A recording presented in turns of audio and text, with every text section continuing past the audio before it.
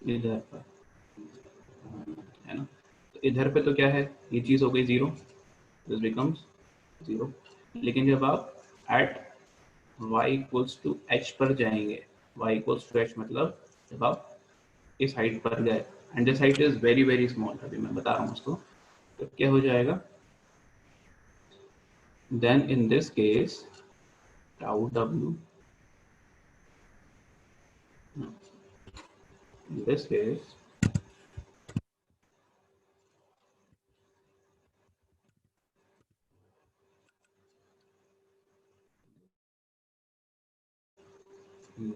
dy will be equals to d theta, and d theta, theta is this angle, ये जो छोटा सा angle बन रहा है ना यहाँ पर, दिस ये थीटा एंगल है, ठीक है। तो d theta will be equals to u upon h, ठीक है। तो लीनियराइजेशन मतलब कुछ नहीं, यही कह रहा है कि जब भी आप सरफेस से थोड़ा सा ऊपर बढ़ रहे हैं, थोड़ा सा ऊपर की रेंज बता देता हूँ मैं आपको, है ना, this is this edge will vary between 1 mm to 10 mm, बस ये ध्यान रखेंगे। Linearisation of viscosity, linearisation of Newton's law of viscosity बहुत ही छोटे डिस्टेंस के लिए वैलिड होता है, और वो बहुत छोटा डिस्टेंस का जो रेंज होता है दैट इज 1 mm से लेकर 10 mm तक ही होता है बस, ठीक है। तो जब आप इतने डिस्टेंस पर मूव करेंगे या हाइट देखेंगे, in that case you can take और you can find that d theta is equals to u by h। अब वो जो du by dy था उसको हमने u by h के टर्म में लिख लिया, so the formula will become t w wall के कारण shear is equals to mu u divided by h। This is linearization of Newton's law of viscosity. बस इस फॉर्मूले को याद रखेंगे, ठीक है, इस फॉर्मूले को याद रखेंगे। सेम चीज है ना, सेम चीज है, कुछ भी अलग नहीं है, ठीक। इसके बाद वैसे भी आप कर सकते हैं, हम जब न्यूमेरिकल आता है तो हम इतना सोचते नहीं, हम d u by d y में क्या करते हैं, डी यू की जगह यू रख देते हैं और डी वाई की जगह जो भी हाइट होती है वो रख देते हैं, बट वो हुआ कैसे, क्यों हो रहा है, उसका एक्सप्लेनेशन है, ठीक है। बाकी फॉर्मूला आपको ये याद रखना है, इसमें ये चीज़ इंपॉर्टेंट है। और एक रेंज जो कि आपको हर जगह नहीं मिलेगी, ये लिख लीजिए, it is 1 mm to 10 mm, जो छोटा डिस्टेंस बोल रहे हैं, इसको हम वर्ड्स में भी लिख देते हैं कि लीनियराइजेशन, देखिए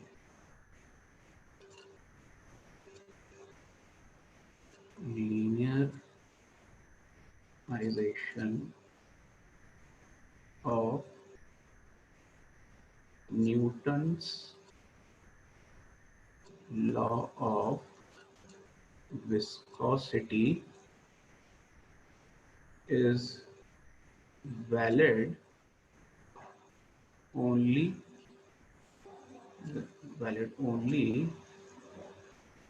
and only for very very small distance। Very very small distance मतलब 1 mm से 10 mm बस। इसके ऊपर जैसे आप जाएंगे तो यू विल फाइंड कि वो कर्व फिर आ जाएगा, and D theta will not be u by h, फिर वो नहीं हो सकता, ठीक है। तो इस चीज को हमें बस ध्यान रखना है। लाइन भी आप समझ गए होंगे, और हुआ कैसे वो हमने देख लिया। फॉर्मूला जब भी हमें लगाना होता है तो हमें tau is equals to mu d u by d y पता होता है, हम डी यू की जगह यू रख देते हैं और डी वाई की जगह एच या जो भी हाइट छोटी हाइट रहती है वो हम रख देते हैं, बट वो होता है कैसे इसको हमने देख लिया। ओके, चलिए अब आगे चलते हैं।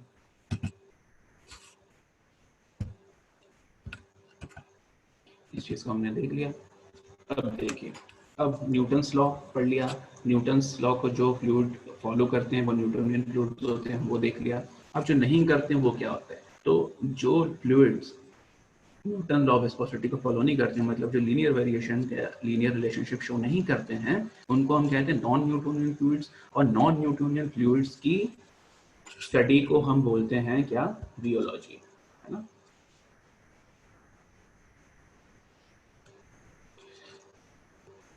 एच की वैल्यू है 1 mm से 10 mm, मतलब हाइट, मैंने बोला ना वेरी वेरी स्मॉल डिस्टेंस। तो डिस्टेंस क्या है, उस सरफेस से, है ना, उस सरफेस या वॉल से या बाउंड्री से बहुत छोटी हाइट तक की आप लीनियराइजेशन कर सकते हैं। तो h is 1 mm to 10 mm, not u। u तो वेलोसिटी है, u इज वेलोसिटी। ओके, अपन कहाँ थे कि भाई नॉन न्यूटोनियन फ्लूइड्स की स्टडी को हम क्या कहते हैं, रियोलॉजी। तो ध्यान रखेंगे, है ना। रियोलॉजी क्या होता है, rheology is a branch of science और the study in which non Newtonian fluids are examined या फिर देखे जाते हैं।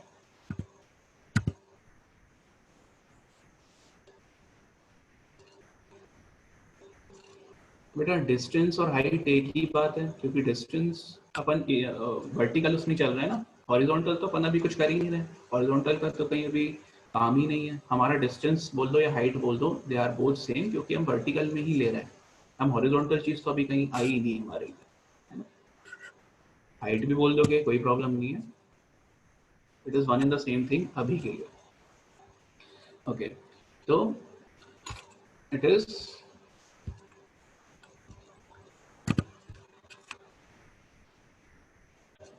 ठीक, तो it is the study of non Newtonian fluids, fluid on the basis of their behaviour. अब ये यहाँ पर एक इंपॉर्टेंट चीज आ जाती है, जनरल बुक्स में जब भी आप पढ़ेंगे तो आपको जो नॉन न्यूटोनियन फ्लूइड्स हैं वो एक साथ बता दिए जाते हैं।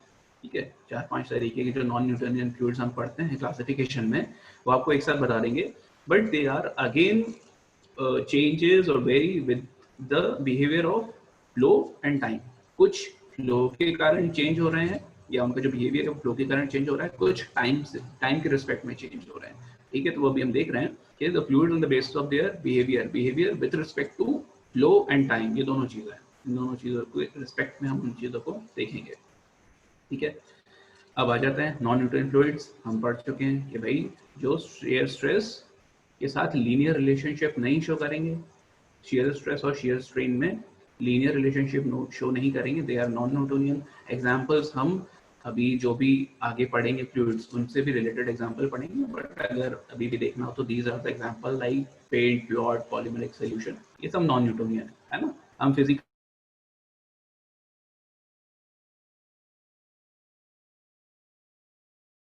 पानी की जगह तो नहीं फ्लो करता है ना, तो उसमें लीनियर तो वेरिएशन हो ही नहीं सकता।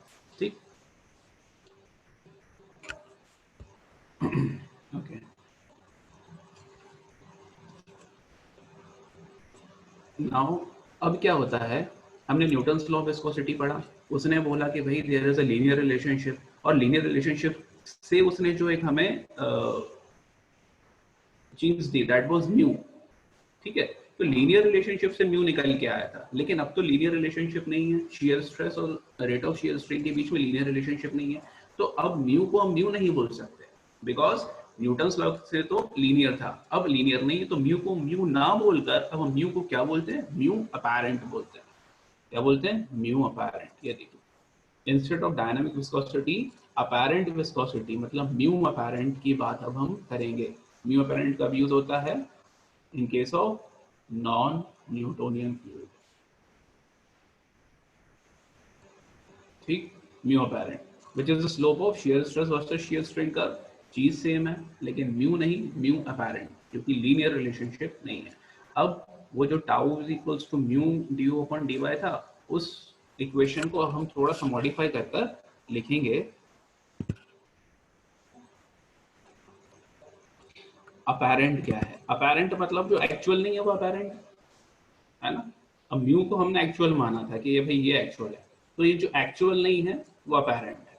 ठीक है, तो अब म्यू एक्चुअल ना होकर म्यू अपैरेंट हो गया, क्योंकि एक्चुअल हमने कैसे निकाला था, न्यूटन्स लॉ ऑफ विस्कोसिटी से तय। अब वो तो मान्य नहीं है, तो मान्य नहीं है तो अब उसकी जगह हम एक दूसरी चीज ले रहे हैं। ठीक है, म्यू ही है but it is mu apparent, not actual mu. ठीक, अब ये नहीं कैसे निकलेंगे वो भी हम देख रहे हैं। अब tau is equals to mu du upon dy, it was simple relationship जो हमने देखा था, which was valid for linear relationship। अब linear नहीं है तो there is a different equation for this। तो वो क्या कहती है, tau is equals to a du upon dy की पावर n प्लस b। ठीक है, अब a क्या है, n क्या है और b क्या है, a is consistency index,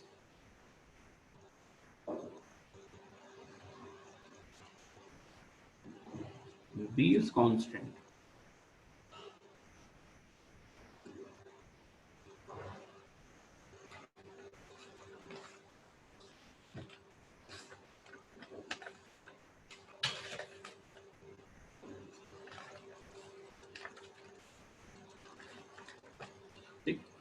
b is constant and n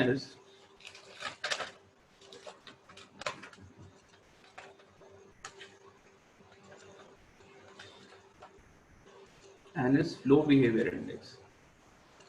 I beg a pardon, this is flow behavior index. ठीक है, तो A is consistency index, N is flow behaviour index और B जो है वो एक कांस्टेंट है। कैसे है वो अभी हम आगे देख रहे हैं। ठीक है, तो अब इक्वेशन चेंज हो गई फॉर नॉन न्यूटोनियन। ठीक, आगे चलो रहे हैं।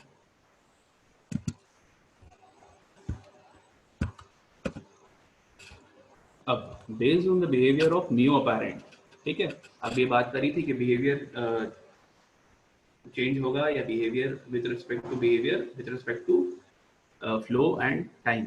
तो म्यू अपैरेंट चेंज होगा। The behaviour of mu apparent is broadly classified into 5 तरीके से अपन इसको देख रहे हैं। तो जो पहला है दैट इज सूडोप्लास्टिक। ठीक है, नॉन न्यूटोनियन फ्लूइड में हम जो पहला पढ़ रहे हैं दैट इज सूडोप्लास्टिक। सूडोप्लास्टिक क्या है? It is shear thinning fluid.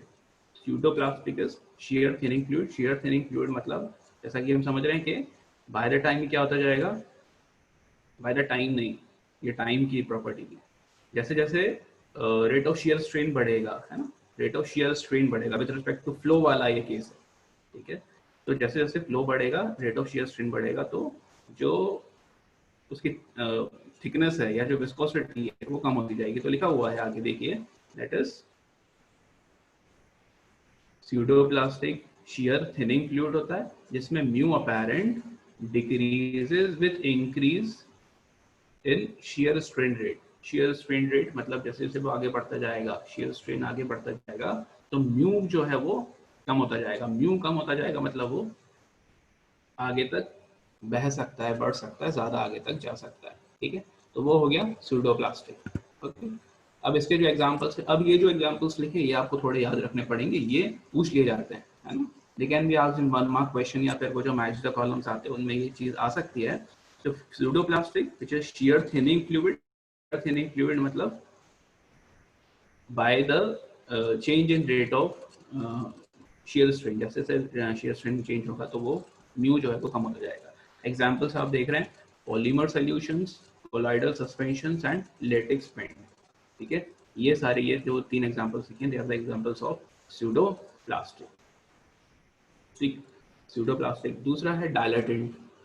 Dilatant में क्या हो रहा है? shear thinning fluid है, it is shear thinning fluid. shear thinning मतलब sorry shear thickening fluid. thickening में क्या हो रहा है? थिक मतलब जैसे जैसे रेट ऑफ shear strain मतलब आगे बढ़ रहा है वैसे वैसे वो थिक होता चला जा रहा है, मतलब वो जो फ्लो है उसका धीरे धीरे कम होता चला जाएगा ना। तो mu apparent increases with increase in shear strain rate, so this is dilatant. ठीक, this is dilatant. अब ये हमने 2 चीजें देख ली, ये दोनों चीजें किसके रिस्पेक्ट में चेंज हो रही हैं? टाइम रिलेटेड नहीं है, these both are with respect to flow. मतलब जैसे जैसे rate of shear strain change हो रहा है तो म्यू अपैरेंट पर असर हो रहा है।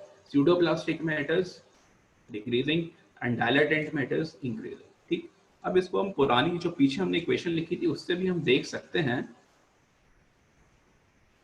अगर हम थोड़ा सा और डेप्थ में जाने की कोशिश करें, ऑल्दो वो इतना इंपॉर्टेंट नहीं है लेकिन फिर भी हम देखते हैं। देखिए हमने पीछे लिखा था tau equals to a d upon d y की पावर एन प्लस बी। ठीक है, तो अगर मैं स्यूडोप्लास्टिक की बात करूँ, है ना, if I talk about pseudoplastic, तो बी तो यहाँ पे भी 0 है, बी मतलब कांस्टेंट, ये वाला टर्म 0 है। एन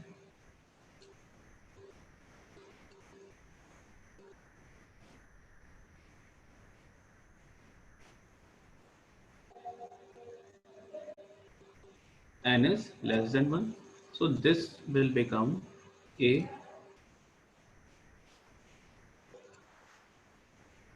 ओके एंड टाउ अगर हम एक d u by d y अगर हम कम कर लेते हैं तो क्या हो जाएगा? एक बाहर निकाल, क्यों निकाल रहे हैं देखिए, है ना, n2 du अपॉन dy। ठीक, अब देखिए tau is equals to mu du into dy। बात समझ आ रही है?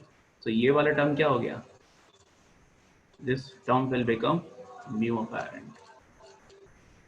Is it clear? ठीक है, इक्वेशन जो ऊपर है ये वाली, ये हमने देखी इक्वेशन, हमें फॉर नॉन न्यूटोनियन देखी। b इज अ कांस्टेंट तो अभी नहीं है। n for pseudoplastic n is less than 1, n less than 1 मतलब जो पावर है वो 1 से कम है, 1 से कम है, इसीलिए वो क्या हो रहा है, म्यू डिक्रीज हो रहा है। म्यू डिक्रीज हो रहा है मतलब फ्लो बढ़ रहा है। ठीक है, अब इसको अगर हम इस तरीके से लिखेंगे और एक dy बाई dy बाहर निकाल दिया तो ये जो रिलेशन दिख रहा है, तो tau is equals to mu du upon dy, तो ये जो म्यू बना दिस इज म्यू अपैरेंट। ठीक है, सिमिलरली फॉर डायलेटेंट, अगर हम डायलेटेंट के लिए देखें, है ना, सेम गोज हियर आल्सो, इसमें b अगेन यहाँ पे भी 0 है, n इसमें 1 से बड़ा है। ठीक है, और अगेन हम वही चीज फिर से कर रहे हैं, है ना, tau is equals to a du upon dy n minus 1 into d upon d y. ठीक है, देखने में दोनों चीजें सेम लग रही हैं, बट हम जब ग्राफ में देखेंगे तो दोनों अलग है। विच डिपेंड्स ऑन व्हाट, सिर्फ एक ही चीज पर डिपेंड कर रही है क्या, n, n 1 से बड़ा, 1 से छोटा, एंड यहाँ पर n 1 से बड़ा। ठीक है, तो ग्राफ जो है वो एक ऊपर की तरफ जाएगा और एक 1 जो छोटा है वो नीचे की तरफ आएगा। आगे देखेंगे। ठीक है, तो स्यूडोप्लास्टिक एंड डायलेटेंट ये दोनों समझ आए, एक थिन हो रहा है एक थिक हो रहा है, एंड बोथ आर, ये चीज याद रखने वाली है कि both are changing with respect to flow. ठीक, चलिए आगे देखते हैं।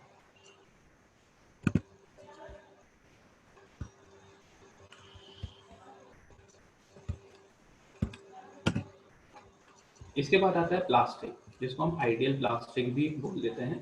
ठीक है, प्लास्टिक में क्या होता है, जो इक्वेशन अभी हम लिख रहे थे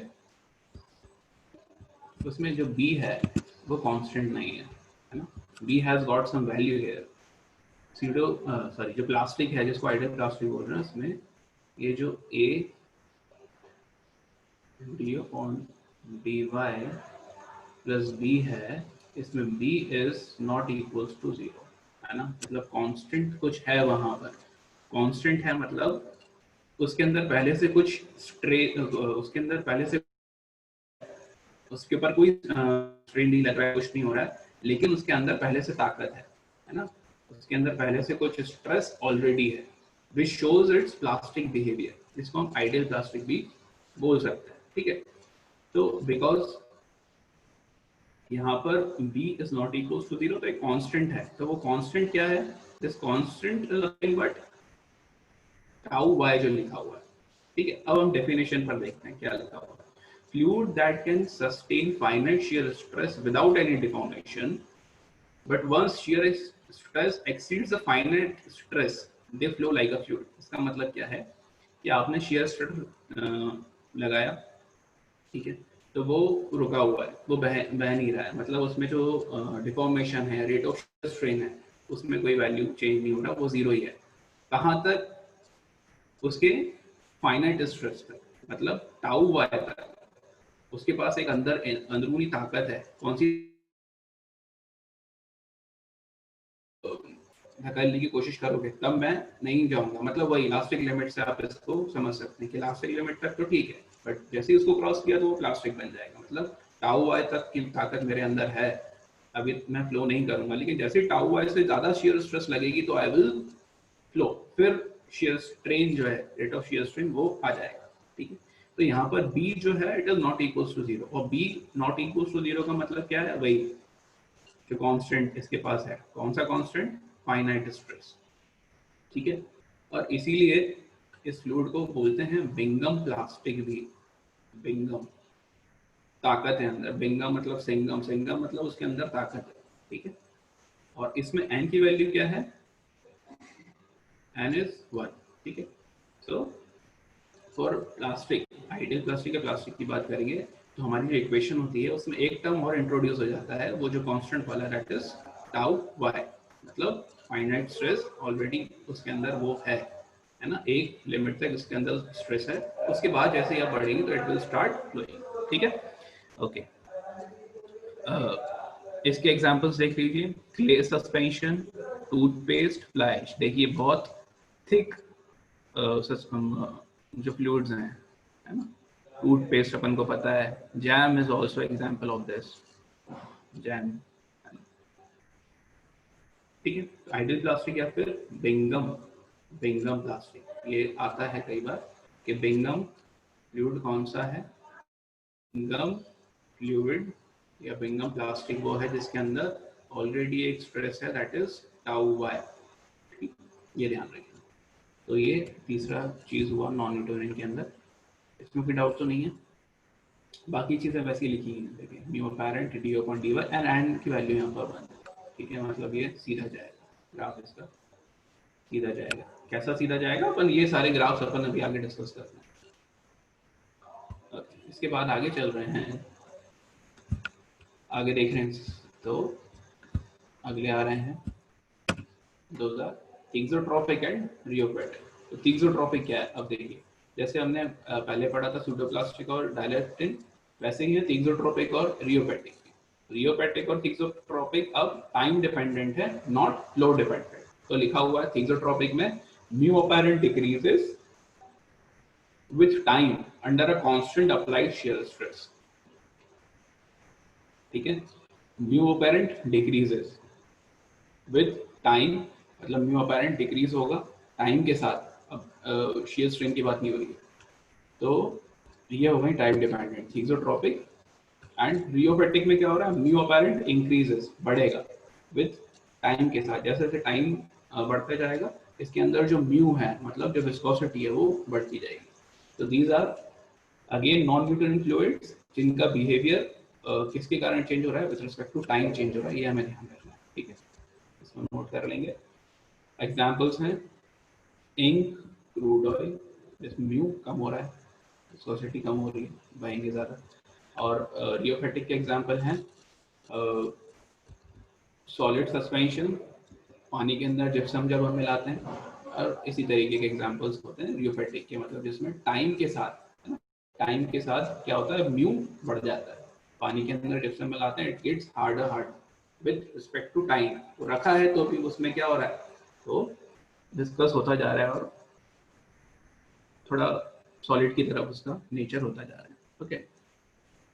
अगर इसको भी अपन देखना चाहें, जैसे हमने इक्वेशन से सारी चीजें देखी थी, इसको देखेंगे तो बीटा इस केस में क्या होता है, पॉजिटिव होता है। वहां पर क्या था, बीटा 0 था। बीटा 0 का मतलब जो ग्राफ शुरू होगा ना, वो 0 से शुरू होगा, और अगर बीटा की कुछ वैल्यू है, मतलब ग्राफ जो होगा वो y एक्सिस पर किसी वैल्यू से शुरू होगा। ये बात ध्यान रखनी है, ग्राफ आएगा तो हम देखना उसको। तो बीटा पॉजिटिव, दोनों केस में बीटा पॉजिटिव है ना। यहाँ पर n इज लेस देन 1, ठीक है, एंड यहाँ पर भी b पॉजिटिव है and n is greater then, ठीक है। अब क्योंकि n लेस देन 1 है, मतलब म्यू क्या हो रहा है, डिक्रीज होगा, नीचे की तरफ जाएगा, ऊपर आके फिर नीचे जाएगा। और यहाँ पर n ग्रेटर देन 1 है, पावर बढ़ रही है, मतलब ऊपर की तरफ जाएगा, ठीक। इन दो चीज़ों को आपको ध्यान रखना है। ये थोड़ा सा डिटेल में आ जाती है चीज़ें, है ना, कि बीटा क्या होगा और n क्या होगा, ठीक। तो अगर आप याद रख पाते हैं तो बहुत अच्छी बात है।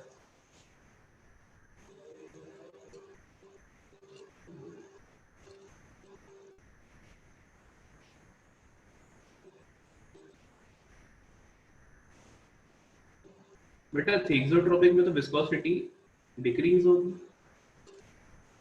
डिक्रीज होगी ना, एंड रियोपेटिक में इंक्रीज होगी। इसमें क्या डाउट है क्या आपको?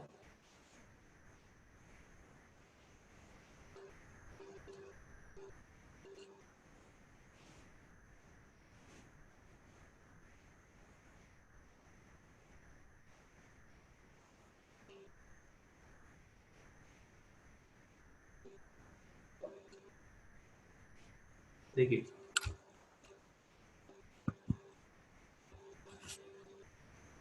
अच्छा, अगर मैं ग्राफ पर जाऊं और फिर समझाऊं तब आप देखना, फिर नहीं आता तो फिर अपन देखना, ठीक है। ग्राफ से हो सकता है आपको क्लियर समझ आए। यहाँ पे जो एग्जांपल्स हैं वो आप थोड़ा सा ध्यान रखिए।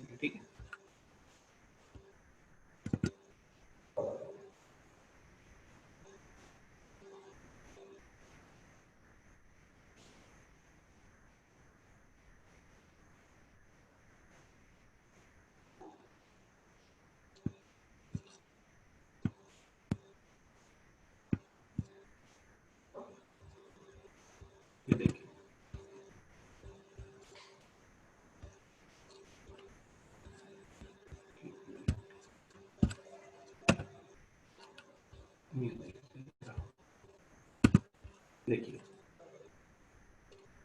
लिखा हुआ है सब कुछ आपके सामने।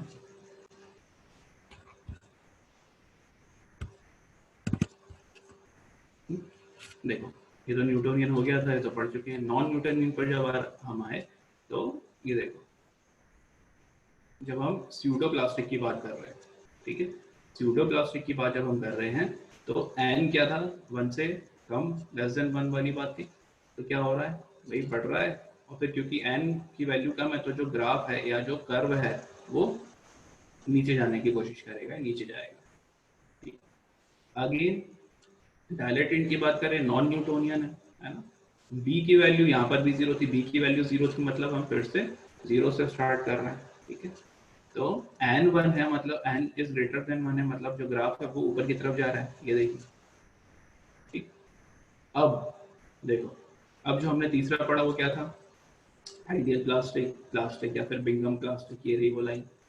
ये इसमें बोला था कि it has got some constant, beta zero नहीं है, बीटा की कुछ वैल्यू है। तो बीटा की वैल्यू क्या है, ये यहाँ से यहाँ तक, दिस इज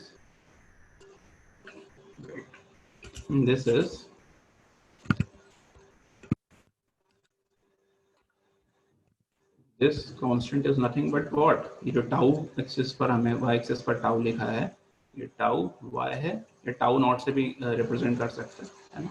कई जगह टाउ नॉट भी होगा, टाउ नॉट या फिर टाउ वाई, ठीक है। ये अब यहाँ पर एन की वैल्यू 1 बोली गई थी, एन की वैल्यू 1 थी, मतलब क्या था कि ये सीधा जाएगा, क्योंकि डिग्रीज 1 है ना, तो डिग्री 1 हो गई तो ये सीधा जा रहा है, ठीक है। अब यहीं से देखिए, इसमें दो चीज नहीं बनी, अपन बना लेते हैं, ठीक है। वन इज,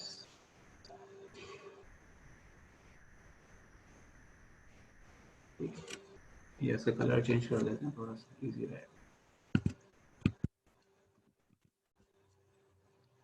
देखिए अब बीटा जीरो नहीं था, बीटा पॉजिटिव था, पॉजिटिव था मतलब ये ऊपर यहीं से स्टार्ट कर रहा है, ठीक है। So this and this, so this is thixotropic and this is rheopatic, ठीक है। n की वैल्यू क्या थी, n की वैल्यू वाज लेस देन 1, तो n की वैल्यू जैसे कि लेस देन 1 यहाँ थी, वैसे इसकी भी लेस देन 1 है, मतलब ये भी नीचे जा रहा है। रियोपेटिक में क्या था, n की value was greater than 1, beta तो बीटा थे, पॉजिटिव थे, तो यहाँ से शुरू हो गया, ठीक है, समझ आ गया। n की वैल्यू 1 से कम, 1 से ज़्यादा, तो ये ऊपर की तरफ जा रहा है, और ये नीचे की तरफ, ये ऊपर से नीचे जा रहा है, कम हो रही है, और ये नीचे से ऊपर की तरफ जाएगा, ठीक है। तो ये बहुत इंपॉर्टेंट ग्राफ है ना, ये बहुत इंपॉर्टेंट ग्राफ है। इसमें दो तीन चीजें और लिखी हुई, वो भी मैं एक्सप्लेन कर रहा हूँ। अभी समझ आया कि थिक्सोट्रोपिक रियोपेटिक क्या है, ये अभी भी डाउट है। ये पांचों फ्लूइड समझ आ गए, अगर ये पांचों आ गए तो फिर अपन आगे चलें।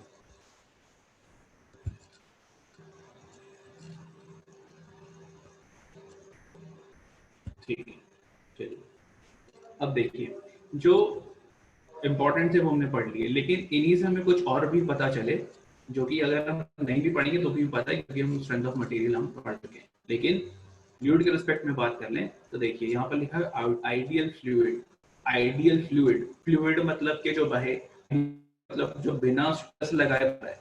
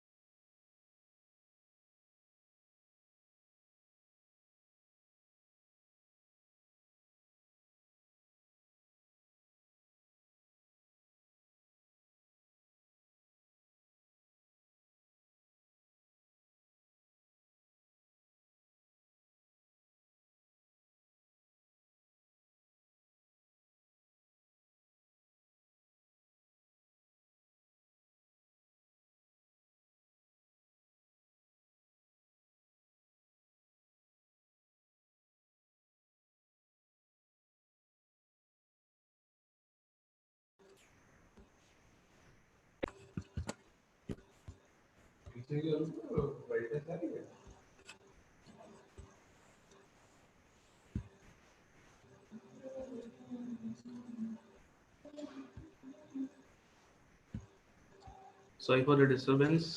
दिख रहा है अभी सभी को?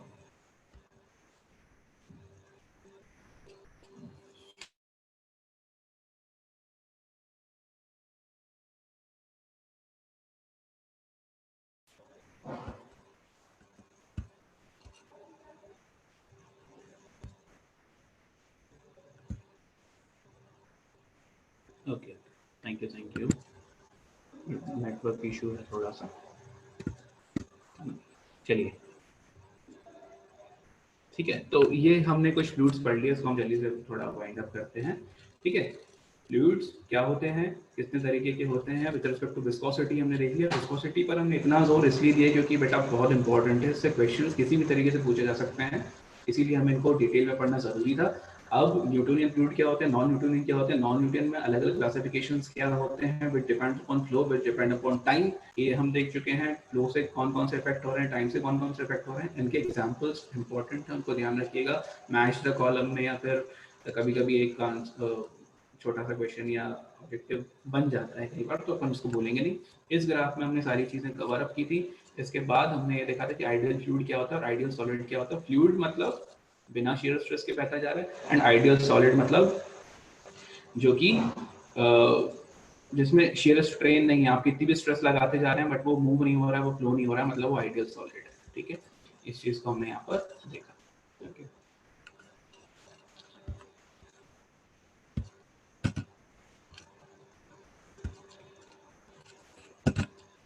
चलिए, इसके बाद नेक्स्ट प्रॉपर्टी है दैट इज सरफेस टेंशन, है ना। Next property is surface tension.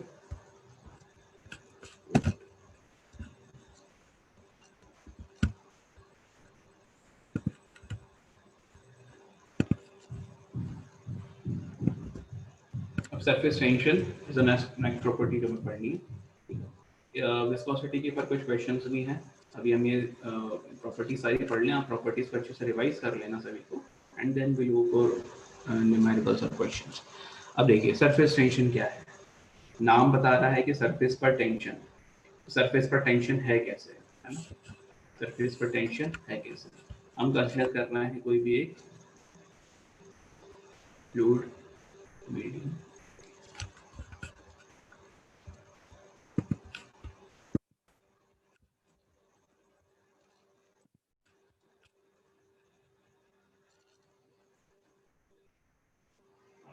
ठीक है,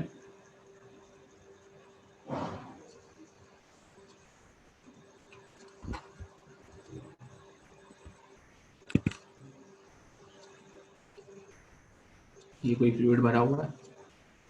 ठीक,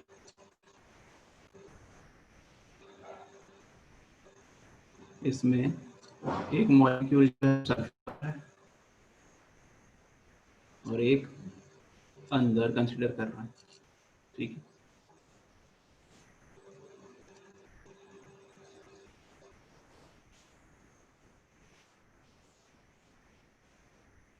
अब देखिए क्या हो रहा है ना। सरफेस हो कैसा है, सरफेस टेंशन में क्या लिखा हुआ है, it is property of fluid which occurs at और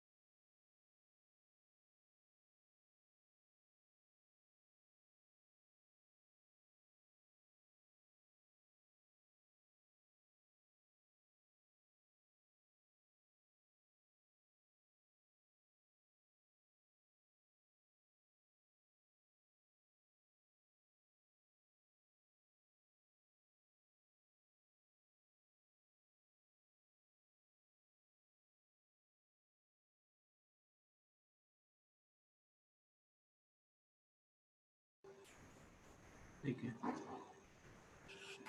need to draw it again.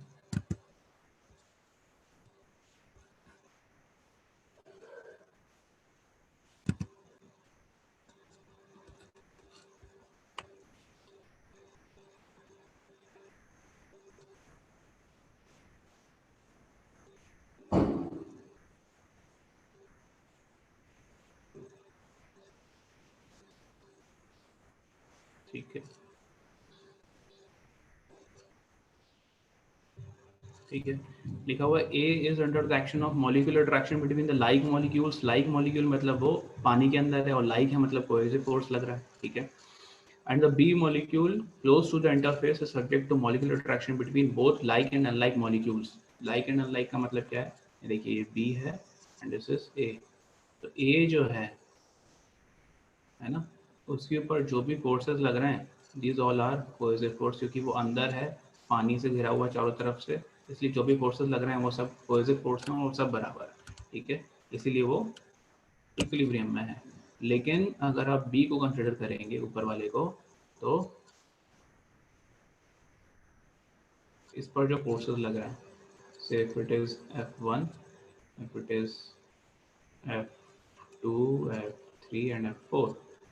ठीक है, तो इसमें क्या हो रहा है कि ये नीचे वाला तो F3 कोहेसिव है, बट F1 ऊपर वाला एडेसिव है। ठीक है, तो अब क्या होगा कि ये नीचे वाले पार्टिकल्स या मॉलिक्यूल्स इसको खींचने की कोशिश करेंगे, और F1 ऊपर से उतना बराबर का फोर्स उसको मिल नहीं रहा, तो क्या होता है, ये वाला पार्टिकल जो है वो अंडर टेंशन आ जाता है। टेंशन मतलब वो नीचे की तरफ खींचने लगता है, और F2 F4 तो ठीक है, बराबर हो जाएंगे, बट F1 और F3 बराबर नहीं हो सकते because of the change of medium. Medium can be air water, या फिर वाटर, या फिर लिक्विड लिक्विड भी हो, तो इनके तो इमिसिबल लिक्विड होंगे जो मिक्स नहीं हो सकते। इसके कारण क्या होता है, सरफेस पर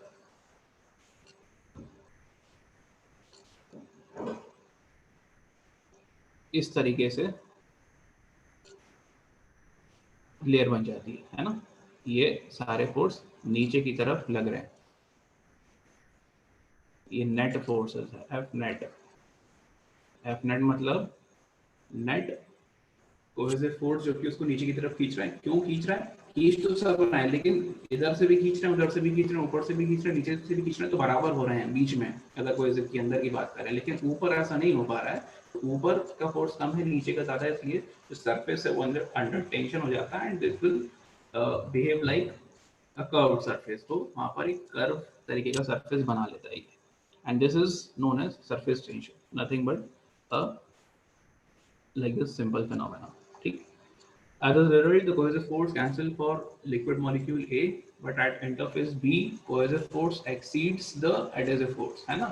यहाँ पर ये ध्यान रखने वाली बात है कि सरफेस टेंशन जब भी हम पढ़ रहे हैं तो कोहेसिव फोर्स एक्सीड्स मतलब कोहेसिव फोर्स ज्यादा होगा, है ना, ज्यादा होगा एडहेसिव फोर्स। ठीक है, the corresponding net force act on the interface, and the interface is at a state of tension similar to the stretched elastic membrane। क्या होता है ये, क्योंकि खिंच गया है ना, ये खिंच गया है, तो ये क्या होता है कि इलास्टिक मेम्ब्रेन की तरह काम करने लगता है, क्योंकि इसमें इतना टेंशन आ गया है, तो वो टेंशन के कारण it behaves like a elastic membrane. इसके एग्जांपल्स भी बताऊंगा आगे कि इस इलास्टिक मेम्ब्रेन बनने के कारण होता क्या है।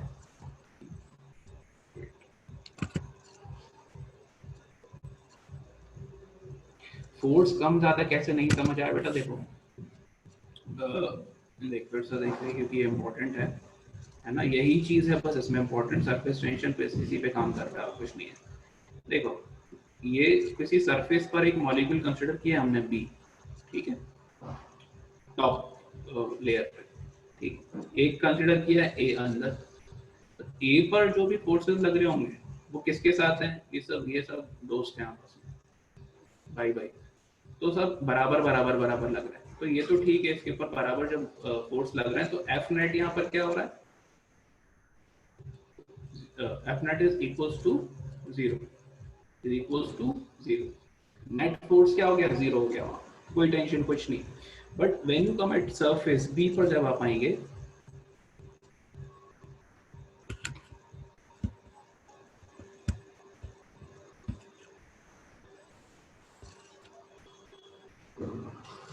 वॉइस क्लियर नहीं है क्या?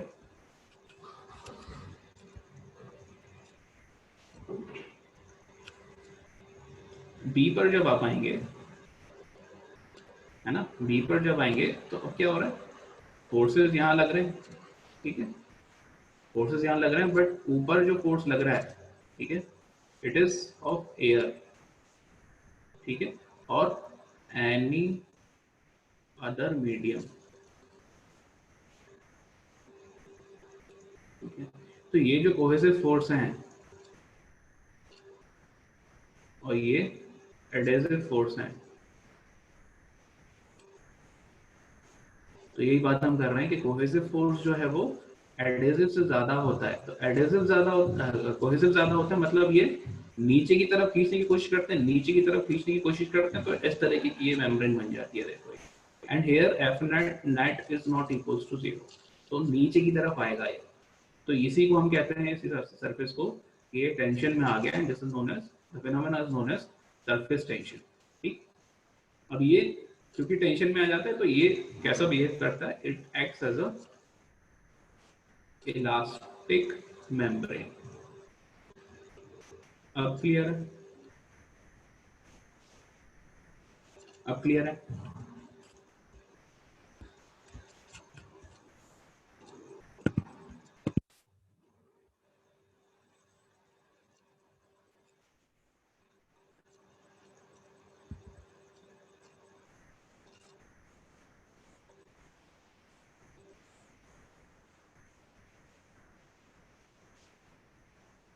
Why cohesive force is more than adhesive?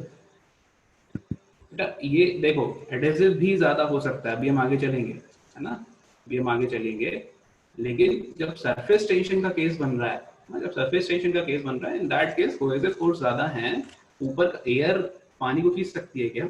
Air के जो मॉलिक्यूल हैं वो पानी को खींचने की क्षमता तो नहीं होती उनमें। पानी के मॉलिक्यूल, पानी के जो मॉलिक्यूल है उनके बीच जो बॉन्ड है, उनके बीच जो फोर्स ऑफ अट्रैक्शन है वो ऑब्वियसली ज्यादा है, और पानी और एयर के बीच का जो फोर्स ऑफ अट्रैक्शन या फिर मॉलिक्यूलर इंटरेक्शन है वो कम है, ऑब्वियसली बात है। इतना तो हम समझ सकते हैं ना कि पानी के अंदर जो मॉलिक्यूल्स हैं उनके जो बीच कोहेसिव फोर्स है that will obviously greater than the force of attraction between पानी और एयर। इतनी बात तो हमें समझ आनी चाहिए, ठीक है। तो इसीलिए कोहेसिव फोर्स, एडेसिव फोर्स से ज्यादा होंगे, and this is why this phenomena happens. Clear?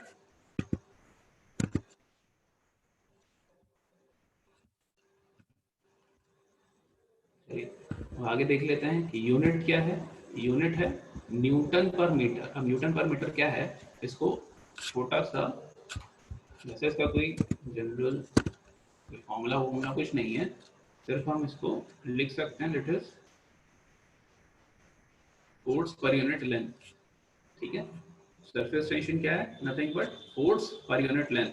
ये कितना फोर्स लग रहा है पर यूनिट लेंथ पर, लेंथ की बात हो रही है, एरिया नहीं होता, लेंथ, ठीक है। तो सरफेस टेंशन इज फोर्स या नेट फोर्स, ठीक है, divided by per unit length. तो फोर्स है तो newton and length is metre, तो यूनिट हो गई न्यूटन पर मीटर, यूनिट हो गई Newton per metre. Surface tension की unit is Newton per metre. Dimensions पर जब आप जाएंगे तो when you will solve this, तो आपको ऑब्वियसली मिल जाएगा m t-2, ठीक है। डायमेंशंस निकालना, अब सबका निकालना तो लाजिम भी नहीं है, और हमें पता है कि कैसे निकाला जाता है, क्योंकि हमें यूनिट्स पता है, बिनो कि हमें कैसे निकालना है। तो हम डायरेक्ट भी आप रख सकते हैं, नहीं भी है तो you can determine also dimensions, ठीक है। तो सरफेस टेंशन के केस में इट इज m t-2। और टिपिकल वैल्यू ध्यान रखेंगे, ये पूछी जाती है ना, दिस यू शुड रिमेंबर कि सरफेस टेंशन ऑफ वाटर क्या है। टिपिकल वैल्यू इज 0.07 या 0.074 to be precise, 0.074 newton per metre at 20 degree centigrade with air, ठीक है, विद एयर। क्लियर? इस बात को, इस लाइन को ध्यान रखिए आप। एयर के साथ वाटर का जो सरफेस टेंशन निकल के आता है that is 0.074 newton per metre. अब देखिए एक और नोट लिखा हुआ है यहाँ पर कि surface tension decreases with liquid temperature because intermolecular cohesive force decreases. ये कल भी हमने देखा था जब हम डेंसिटी की बात कर रहे थे कि आप टेम्परेचर बढ़ाते हो तो कोहेसिव फोर्स जो है वो कम हो जाता है, और जब कोहेसिव फोर्स सरफेस टेंशन हुई क्यों रहा है? क्योंकि कोहेसिव फोर्स है, कोहेसिव फोर्स ज्यादा है, इसी कारण तो सरफेस टेंशन का फिनोमेना हो रहा है। ये हमने देखा अभी पिछली स्लाइड में। तो जैसे आप टेम्परेचर बढ़ाते हैं तो कोहेसिव फोर्स कम होने लगता है, और कोहेसिव फोर्स कम होगा तो सरफेस टेंशन भी कम होगा, and there comes the critical temperature जहां पर सरफेस टेंशन जीरो हो जाता है। ठीक है, at the critical temperature of a fluid surface tension become zero. एक ऐसा क्रिटिकल टेम्परेचर भी होता है, अलग अलग फ्लूइड्स के लिए अलग अलग हो सकता है, जहां पर सरफेस टेंशन जीरो होगा। ठीक है, तो ये बात ध्यान रखनी है कि सरफेस टेंशन टेम्परेचर के साथ कम हो जाता है। ठीक, अब देखिए एक और यहाँ पर डेफिनेशन आती है कि सरफेस टेंशन क्या है। It is the property of fluid, क्या है? It is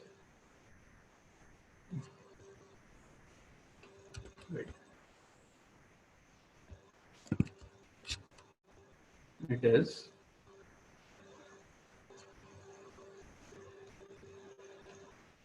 property of fluid by virtue of which it tends to minimize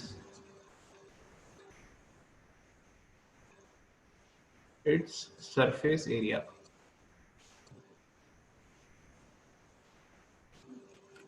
ठीक है, क्या है? वही चीज है, जब अंदर के मॉलिक्यूल्स अपने आप को ताकत ला रहे हैं, बाहर से उनकी ताकत ज्यादा है तो अपने आप को कम करने की कोशिश करेंगे। तो surface tension can also be defined as कि ऐसी प्रॉपर्टी है जिसके कारण, है ना, जिसके कारण कोई भी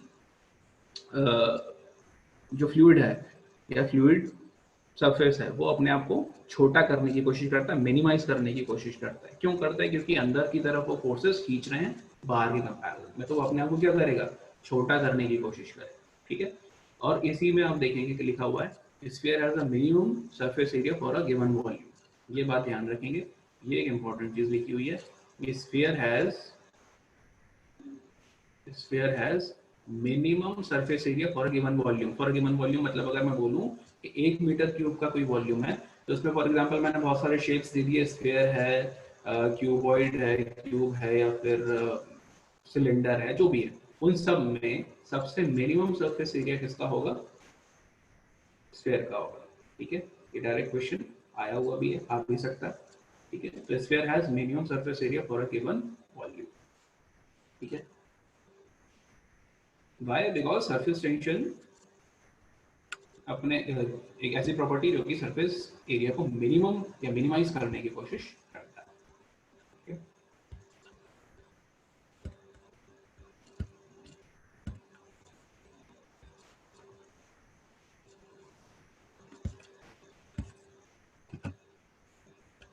अब pressure difference at interface, pressure difference at interface क्या है? मतलब देखिए दो तीन एग्जांपल्स इसको देख रहे हैं।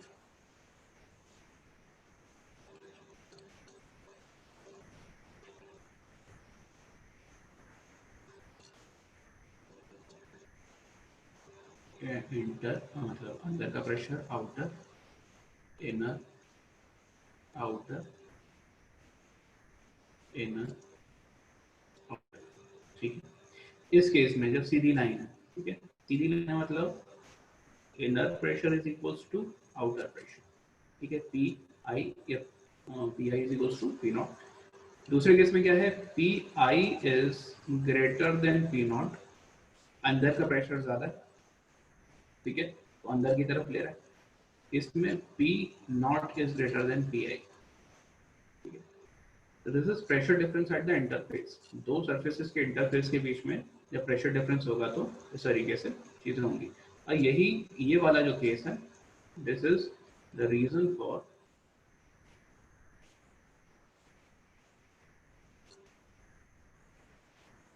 बबल फॉर्मेशन, बबल फॉर्मेशन या स्फीयर जो भी बोलूं, है ना। इसी को अगर आप पूरा बना देंगे तो क्या बन जाएगा? बबल। ठीक, तो ये इंटरफेस पर जो प्रेशर डिफरेंस होते हैं उसके बारे में हमने देखा, बहुत इंपॉर्टेंट नहीं है, सिर्फ हमें ये पता है कि इनर आउटर क्या होगा, तो जो अंदर जो ज़्यादा होगा उसकी तरफ चीज़ जाएगी, सिंपल सी बात। ठीक, इसके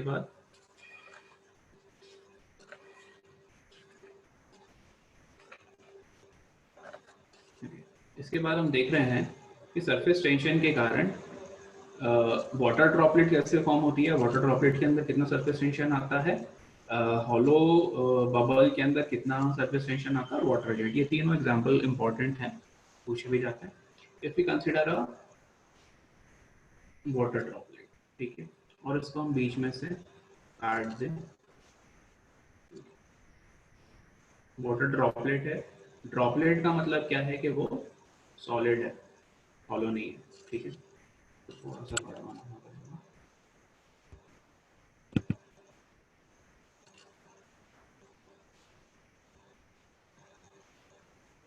मतलब तीसरा वाला केस ना प्रैक्टिकली पॉसिबल होता नहीं है ना, वो सिर्फ फ्लूइड के केस में तो नहीं होगा, और अभी जब हम आगे कैपिलरिटी पर जाएंगे इन दैट केस वो हो सकता है। कैपिलरिटी पे जब हम जाते हैं तो एडहेसिव फोर्स जहाँ पर ज़्यादा होता है उस केस में वो आएगा, कैपिलरिटी में उसको देख लेंगे, अभी यहाँ पर तो नहीं आएगा, वाटर के केस में वो चीज़ नहीं हो सकती।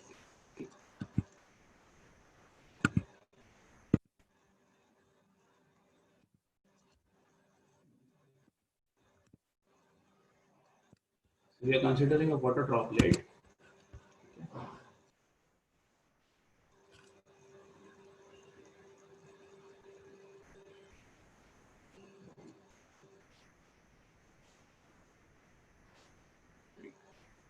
एक वाटर ड्रॉपलेट को हमने बीच में से काटा हुआ है, ठीक है।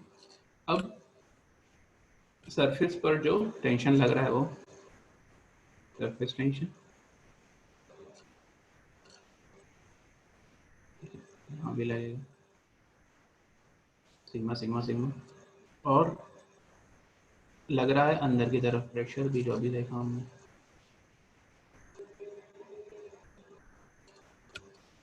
ठीक है। P इज एक्टिंग अंदर की तरफ, सरफेस टेंशन लग रहा है बाहर की तरफ। तो फॉर इक्विलिब्रियम अगर वो बबल या वाटर ड्रॉपलेट रहना चाहता है तो इक्विलिब्रियम में होना चाहिए। इक्विलिब्रियम के लिए क्या होगा कि दोनों फोर्सेस का बराबर होना जरूरी है, तो दोनों फोर्सेस सरफेस टेंशन इनटू कितने पर लग रहे हैं, ये कितने पर लग रहे हैं, 2 पाई आर पे लग रहे हैं, ठीक है। कितने पर लग रहे हैं, 2 पाई आर, आउटर पे ही लगेंगे ना, अंदर थोड़ी लगेगा, सरफेस टेंशन तो सरफेस पर ही लगेगा। And this should be equals to pressure, pressure कितने पर लग रहा है, पाई आर स्क्वायर पर लग रहा है। When you will solve this you will get P equals to 2 sigma upon R, ठीक है। डायरेक्ट क्वेश्चन से बन जाते हैं कि आया कैसे, ये ऐसे आया, ऑब्जेक्टिव में ये इतना एक्सप्लेन करने की कोई ज़रूरत नहीं है, बट वो कैसे बनता है वो हमने देख लिया, ठीक है। वाटर ड्रॉपलेट में सरफेस टेंशन कैसे आया, ऐसे आया, और अगर प्रेशर की बात करना है कि प्रेशर कितना लग रहा है तो P is equals to 2 sigma upon R, ये ध्यान रखेंगे, डायरेक्ट क्वेश्चन इस पर आता है, ठीक है। ये तो थी इसके बाद वाटर ड्रॉपलेट की बात, ठीक। सिमिलरली अगर हम बात करें फॉर हॉलो बबल, है ना, if you talk about hollow bubble, ठीक है, तो हॉलो बबल में क्या होगा, नाउ चीजें बहुत सारी सेम ही हैं, मतलब क्या हो रहा है,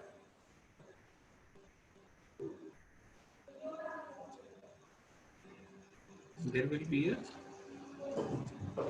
थिन फिल्म, मतलब एक थिन फिल्म बन रही है दोनों तरफ,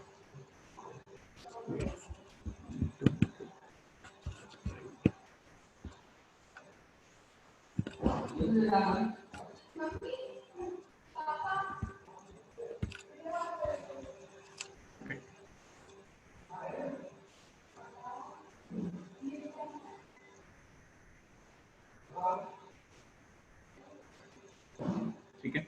हॉलो बबल, अब हॉलो बबल मतलब अंदर से खाली है ना, बाहर का सरफेस सिर्फ है, तो इसमें क्या होता है, इसमें जो सरफेस टेंशन होता है ना वो दोनों तरफ, अंदर और बाहर की तरफ दोनों तरफ होता है, सिग्मा सिग्मा, मतलब बाहर के सरफेस पे भी सिग्मा है और अंदर के सरफेस पे भी है, ठीक है, ये अंदर के सरफेस के लिए लिख रहा हूँ मैं सिग्मा। तो कुछ नहीं होता, सिंपल पुराना वाला ही केस है।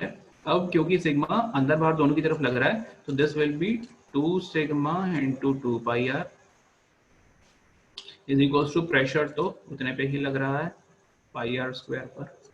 ठीक है, सो यहाँ पर P इज इक्वल्स टू क्या हो जाता है 4 सिग्मा अपॉन आर हो जाता है। ठीक है, this is for hollow bubble. तो वाटर ड्रॉपलेट के लिए 2 सिग्मा अपॉन आर और हॉलो बबल के लिए 4 सिग्मा अपॉन आर ये प्रेशर होता है। ठीक है, नेक्स्ट केस आता है for water jet. Water jet के बारे में आप देख लेते हैं।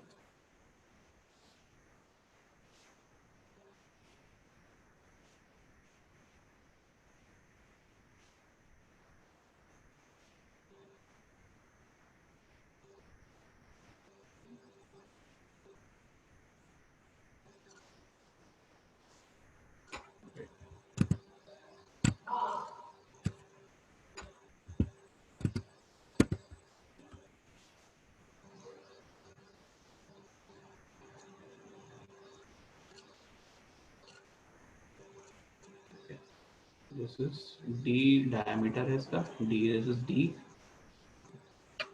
this is D, this is L।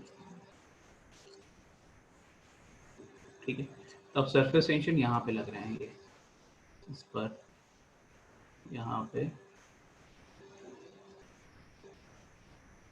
Okay, तो अब अगेन वही चीज़ करनी है कि सिग्मा को और फोर्स को बराबर करना है। सिग्मा और फोर्स को जब बराबर करेंगे तो P इंटू 2 RL या फिर D इंटू L भी लिख सकते हैं, 2 RL लिख सकते हैं या फिर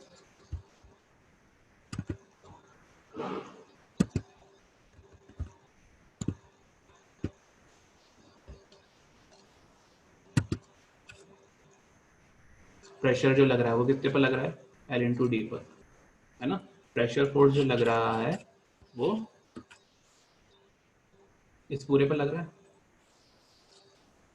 ये। तो ये क्या है एरिया इसका L इंटू डी। ठीक है, बराबर सिग्मा इंटू सिग्मा इस पे ही लगेगा सर, यहाँ यहाँ और यहाँ यहाँ, तो this will be 2 into L. तो यहाँ पर P जो निकल कर आएगा this will B sigma upon, अगर R लिखना चाहें तो R, नहीं तो D के टर्म में भी लिख सकते हैं। ठीक है, या फिर इसको अगर लिखें तो L कैंसिल। ठीक है, दिस इज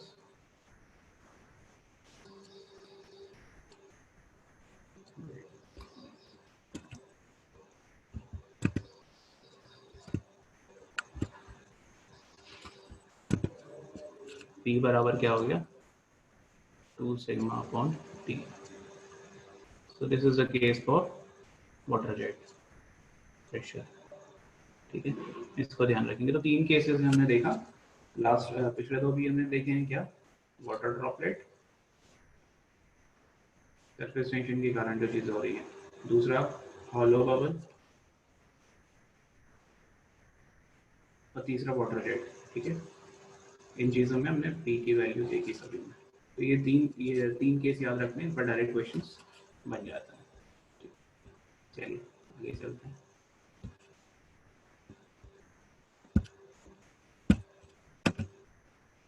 तो ये देखिए, ये कुछ एग्जांपल्स हैं जो कि कई बार रीजनिंग वगैरह में मतलब जो रिटन पेपर होता है उसमें पूछ लिए जाते हैं, आए हुए हैं। बहुत जनरल एग्जांपल्स हमने देखा भी है कि जो मच्छर या कोई भी इंसेक्ट,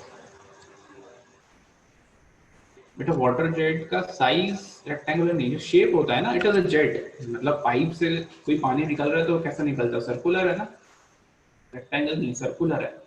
ठीक है, और हम क्या कर रहे हैं, उसका क्रॉस सेक्शन काट के देख रहे हैं। ठीक है, तो हमें जो दिख रहा है वो रेक्टेंगल दिख रहा है। ठीक है, क्लियर। पाइप से कोई पानी निकल रहा है तो वो सिलेंड्रिकल शेप पे ही निकलता है ना, तो सिलेंड्रिकल शेप है, उसको हमने बीच में से काटा तो हमें क्या दिख रहा है, रेक्टेंगल दिख रहा है, इसलिए हमने डी लिया था, डायमीटर डी लिया था और एल ली थी। ठीक, यस, क्रॉस सेक्शन ही तो लिया हमने, वाटर ड्रॉपलेट को भी काटा, हॉलो बबल को भी काटा, ऐसे हमने जेट को भी काट के ही लिया। अभी देखिए दो बड़े कॉमन एग्जांपल्स हैं जो कि सरफेस टेंशन को या सरफेस टेंशन की फिनोमेना को दर्शाते हैं कि एक मच्छर बैठा हुआ है। अब मच्छर का हम इतना ध्यान इसलिए नहीं देते क्योंकि हमें लगता है कि लाइट वेट है, नहीं, द रीजन इज कि वहां पर इलास्टिक मेम्ब्रेन बन गई है, वहां पर एक ऐसी सरफेस डेवलप हो गया है जो कि चीजों को अंदर जाने से रोक रहा है। ठीक है, तो मच्छर बिकॉज ऑफ लेस वेट, ये बिल्कुल सही बात है, वेट भी एक रीजन है उसका, बट वो उस पर आसानी से बैठ पाता है, क्यों? बिकॉज द सरफेस टेंशन वहां पर एक इलास्टिक मेम्ब्रेन बन गई है, सो द मॉस्किटो और any light weight insect can sit over the surface of water. ठीक है, same for the metal pin also, metal pin या इवन मेटल का कॉइन जो होता है ना, कॉइन भी सरफेस पर रेस्ट करता है अगर आप सही से रख पाए उसको, बट आप देखेंगे कि density of this metal pen या coin is very very high than water. पानी की डेंसिटी और मेटल की डेंसिटी में तो बहुत जमीन आसमान का फर्क है ना, मेटल की डेंसिटी तो बहुत है, जैसे आप डालेंगे अंदर जाना चाहिए, but this rest on the surface, why? Because of the surface tension phenomena, surface tension के कारण वहां पर जो इलास्टिक मेम्ब्रेन बन गई, उसके कारण ये चीज अंदर नहीं जा पा रही है, वहीं पर रेस्ट कर रही है। तो these are the two example, और भी एग्जांपल्स हैं बट ये जो कॉमन हम पढ़ते हैं, है ना, insects, small insects sit on water surface। ठीक है, किस फिनोमेना के कारण है? सरफेस टेंशन के कारण। एंड दिस मेटल पिन, या मेटल कोई भी छोटा ऑब्जेक्ट होना चाहिए, rest over, metal pin rest over water surface. ठीक है, this is again because of surface tension. ठीक है, तो ये दो एग्जांपल्स थे हमने देखे।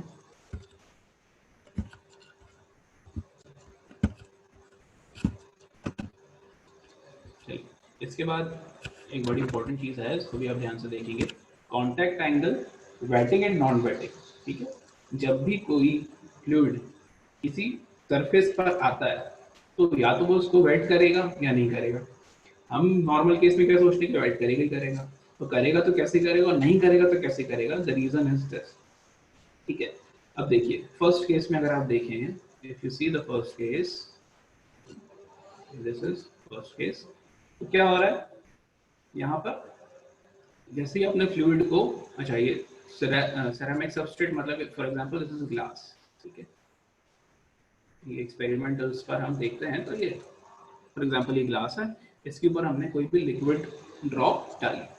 अब लिक्विड ड्रॉप डालने के बाद क्या हुआ, if adhesive force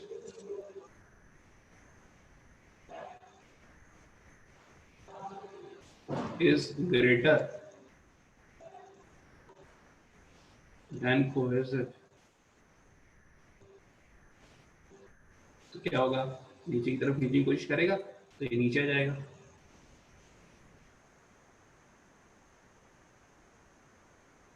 this is contact angle, theta is contact angle.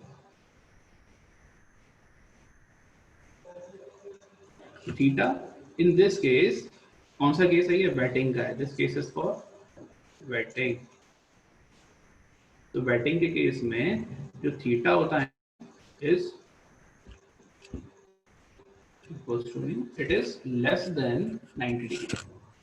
ठीक है, एक बात ध्यान रखेंगे कि वेटिंग, जब सरफेस वेट हो रहा है किसी फ्लूइड के कारण, तो contact angle is always less than 90 degree. ठीक है, तो ये जो एंगल बन रहा है this is obviously less than 90 degree है। ठीक है, क्यों है, एडहेसिव फोर्स ज्यादा था और कोहेसिव कम था, तो वो नीचे आ गया। ठीक, similarly if you see this, तो यहाँ पर क्या है, कोहेसिव फोर्स ज्यादा है,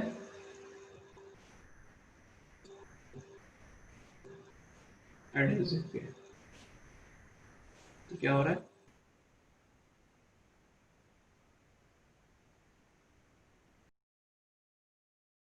नॉर्मल लिक्विड तो वो नीचे ही आ जाएगा। तो यहाँ पर जो लिक्विड है इन दिस केस वो मरकरी ही है, ठीक है, ऐसे भी याद रख सकें कि ये मरकरी का ही केस है। तो इसके केस में क्या होता है, theta is greater then 90 degree. ये कौन सा केस है, ये नॉन वेटिंग का केस है। दिस इज नॉन वेटिंग, मतलब सरफेस को गीला नहीं कर रहा है। गीला नहीं कर रहा है, क्यों नहीं कर रहा है, क्योंकि ये सरफेस के कांटेक्ट में ही नहीं आ रहा है। और आइडियल कंडीशन में क्या होता है, ये सिर्फ एक ही पॉइंट पर टच कर रहा होता है, एक ही पॉइंट पर टच कर रहा होता है, मतलब जो थीटा की वैल्यू होती है ना वो 180 डिग्री होती है। तब जब वो सिर्फ एक ही पॉइंट पर टच कर रहा होता है, touch other surface at a point, ठीक है। इन दैट केस थीटा की वैल्यू 180 हो जाती है। फिर भी 180 से 90 के बीच में जब भी वेरी कर रहा है तो हम कहेंगे कि वो केस का केस है, वो नॉन वेटिंग का केस है, उसमें कोहेसिव फोर्स ज्यादा है और एडहेसिव कम है। हालांकि ये बहुत शॉर्ट ड्यूरेशन के लिए चीज हम देख रहे हैं, थोड़ा सा भी टाइम 2 सेकंड बाद मरकरी भी नीचे आ जाता है। ऐसा नहीं होता कि मरकरी ड्रॉपलेट पूरे टाइम बनी रहती है, it because of the action of gravity वो नीचे आ जाता है। बट हम बहुत माइन्यूट टाइम की अगर बात करें तो फिर हम ये फिनोमेना देखते हैं कि जो वेटिंग वाला है वो तुरंत नीचे आएगा, नॉन वेटिंग वाला नीचे नहीं आएगा। तो ये